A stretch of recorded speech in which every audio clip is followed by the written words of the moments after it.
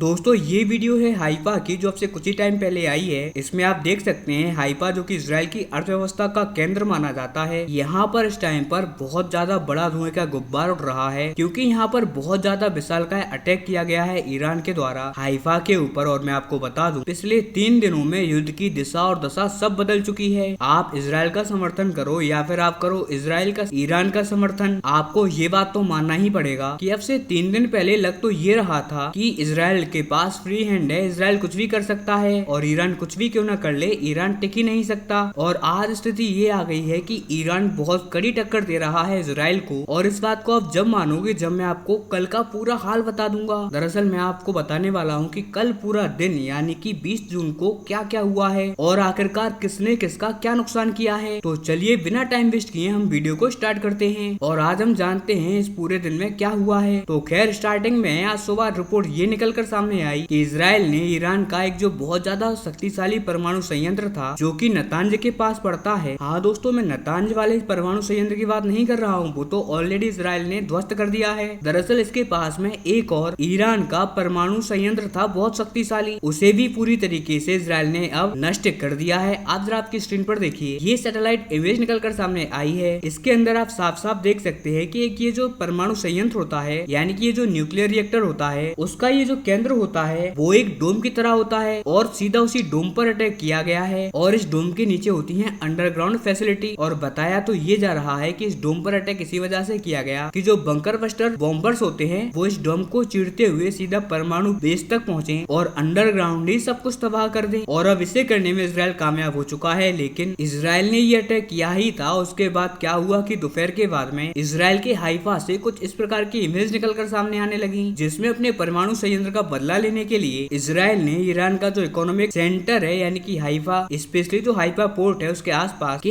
Areas में अपनी कई सारी मिसाइलें गिराना स्टार्ट कर दी, बैलिस्टिक मिसाइलों से अटैक करना स्टार्ट कर दिया। अब इसमें से बताया तो ये जा रहा है कि 40% ऐसी मिसाइलें हैं जो सीधी इजराइल की जमीन पर लैंड की हैं। जी हाँ दोस्तों, इजराइल ने 60% को तो रोक लिया लेकिन 40% ऐसी मिसाइलें हैं जिन्हें इजराइल नहीं रोक पाया। और मैं आपको बता दूं कि 40% का आंकड़ा कोई कम नहीं होता, ये बहुत बड़ा नंबर होता है। इन मिसाइलों ने पहले हाइफा के पोर्ट और उसके आसपास का जो इकोनॉमिक जोन है वहाँ पर बहुत भारी तबाही मचाई है। और इतना ही नहीं, हाइफा पर अटैक करने के बाद ईरान ने एक और बैलिस्टिक मिसाइल का बैराज गिरा दिया और ये गिराया था राजधानी तेल अवीव के पास में। खास करके तेल अवीव में जो इजराइल का चैनल 14 है जो कि एक बहुत बड़ा ब्रॉडकास्टिंग नेटवर्क है इजराइल का, इसके ऊपर एक बहुत बड़ा अटैक किया गया है जिसमें उसके हेडक्वार्टर को काफी ज्यादा नुकसान पहुंचा है। और ईरान ने कहा है कि ये ईरान का बदला है क्योंकि अब से कुछ ही दिन पहले इजराइल ने भी ईरान का जो सरकारी टीवी नेटवर्क है उसका हेडक्वार्टर भी पूरी तरीके से बंद या फिर कहिए कि तबाह कर दिया था और आज ईरान ने उसका बदला लिया है। अच्छा, ये तो हो गई मिलिट्री एक्शन की बात। अब हम बात करते हैं डिप्लोमेटिक लेवल की बात। तो कुछ डिप्लोमेटिक चैनल के थ्रू ये बात निकल कर सामने आ रही है कि अमेरिका ईरान के फॉरेन मिनिस्टर के साथ संपर्क में है, उनकी लगातार फोन कॉल पर बात हो रही है और अमेरिका चाहता है कि एक सीजफायर हो जाए इजराइल और ईरान के बीच में ताकि ये युद्ध खत्म हो जाए। क्योंकि यहाँ पर अमेरिका का मानना ये है कि ज्यादातर ईरान की जो न्यूक्लियर फैसिलिटीज हैं उन्हें तो प्रिसाइज स्ट्राइक के तहत नष्ट कर दिया गया है। अब ऐसे में ईरान लिखित में वादा करता है कि फ्यूचर में आगे कोई भी ऐसी न्यूक्लियर फैसिलिटी वो नहीं बनाएगा और यूरेनियम का एनरिचमेंट नहीं करेगा, यानी कि यूरेनियम को प्योर फॉर्म में नहीं लाएगा। क्योंकि मैं आपको बता दूं कि जब भी कोई देश न्यूक्लियर बम बनाता है तो उसे यूरेनियम को एकदम प्योरीफाई करके एकदम प्योर फॉर्म में लेके आना होता है और उसी के बाद उस प्योर यूरेनियम से न्यूक्लियर बम बनता है। अदरवाइज यूरेनियम तो दुनिया के ज्यादातर हिस्सों में मिल जाता है, ऐसे में कोई भी देश उसे बना सकता था। लेकिन आपको न्यूक्लियर बम बनाने के लिए एक स्पेशल फैसिलिटीज की आवश्यकता होती है और सालों साल का टाइम लग जाता है उस यूरेनियम को एनरिच या कहिए कि प्योर फॉर्म में लाने के लिए। तो खैर दावा ये किया जा रहा है कि ईरान अगर